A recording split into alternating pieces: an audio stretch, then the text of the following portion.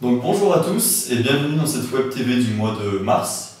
Je suis Quentin, donc stagiaire à la communication à Bad Bastien qui m'a gentiment laissé sa tâche aujourd'hui. Donc aujourd'hui j'accueille Tony.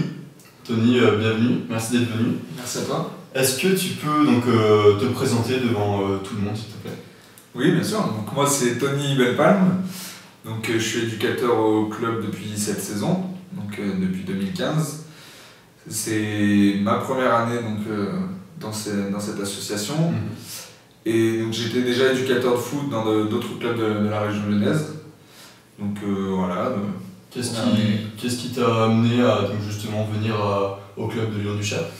Club de Lyon-du-Cher, déjà le nom, hein. Tout le monde connaît dans la région Lyon-du-Cher AS. Donc c'est vrai que c'était un point important pour moi de venir ici. Et j'ai une autre aussi, je suis en formation encore en BP GEPS, donc je fais une formation, donc je suis en alternance, donc il fallait un club qui soit capable et qui soit gentil de m'accueillir. Donc c'est vrai que le Lyon-du-Cher AS représente un très bon club là-dessus. D'accord. Et donc quelles sont tes missions au sein du club? Mes missions, elles sont multiples. Donc je suis déjà principalement éducateur pour l'école de foot. Oui. Ensuite, je m'occupe aussi des U15B avec David Carnero. D'accord. Et également, je suis sur la section sportive avec Abdoulaye, donc sur la section collège, donc des 6e au 3e. Donc voilà, j'ai mes principales tâches au club. D'accord, et donc tes semaines, comment elles se répartissent? Elles se répartissent déjà avec des entraînements tous les jours, donc du lundi au vendredi, donc on alterne sur les différentes sections. Et j'ai également donc, des cours en alternance, donc c'est vrai que le matin je suis en cours et l'après-midi je suis sur le terrain. D'accord. Et les week-ends en plus avec les matchs donc. Voilà, le samedi principalement, donc le matin avec l'école de foot et l'après-midi avec les U15B. D'accord, de belles semaines. Donc du coup là tu es arrivé donc, récemment au sein du club, comment as-tu vécu ton intégration au sein de Lyon-du-Cher AS? Elle s'est très bien passée. Ouais. Déjà des réunions pré-saison, donc où j'ai pu découvrir tout le staff, que ce soit de l'école de foot, des U15, même les personnes du bureau, Jonathan, Bastien, Ahmed.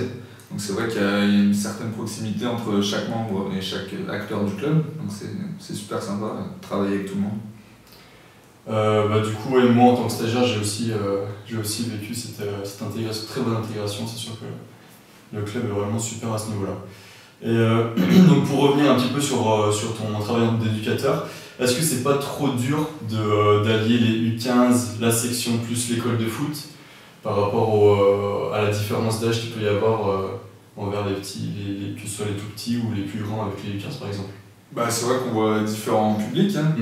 Donc les petits de 6-7 ans et puis déjà les ados à 14 ans. Donc c'est vrai qu'il y a une certaine différence, on n'aborde pas c'est pas la même approche, oui. Voilà, l'approche humaine n'est pas la même pour un enfant de 7 ans, un enfant de 15 ans, mais l'adaptation se fait... On s'adapte comme il faut, hein. Ça se passe bien.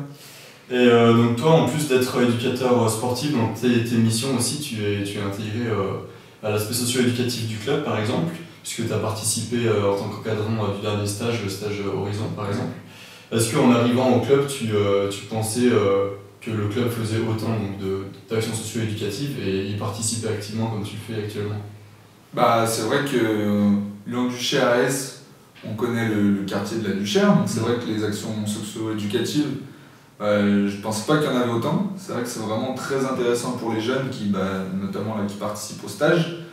Donc ils peuvent voir beaucoup de choses en dehors du football. Donc déjà à leur âge, c'est très intéressant de s'ouvrir sur autre chose que la pratique du football. Donc c'est vraiment très intéressant pour eux et autant pour nous, parce qu'on découvre aussi beaucoup de choses que je ne connaissais pas forcément. Donc c'est super intéressant. Pour toi, c'est du coup une double implication, à la fois sportive et socio-éducative en fait. Voilà, ça comble vraiment mon métier, donc éducateur sportif. Donc on n'est pas que des entraîneurs à être sur le terrain et avec un sifflet.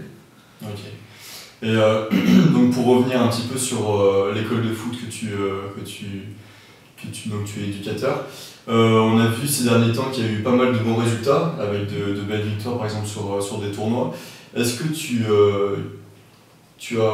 est-ce que tu trouves que cette école de foot, il y a eu un changement par rapport au début de l'année, comme on est vraiment sur une belle voie là? Ouais, c'est vrai, quand on compare, ne serait-ce déjà au point de vue des résultats, entre mois de septembre et le mois de mars actuellement, c'est vrai qu'il y a une nette évolution.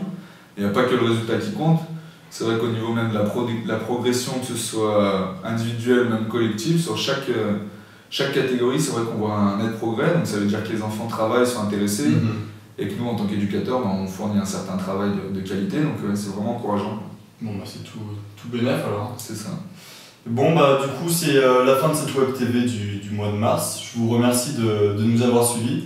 Tony, je te remercie de nous avoir accordé quelques minutes. Merci à toi, Quentin. Et puis, donc, on se retrouve le mois prochain avec Bastien cette fois-ci. À bientôt. Au revoir, merci.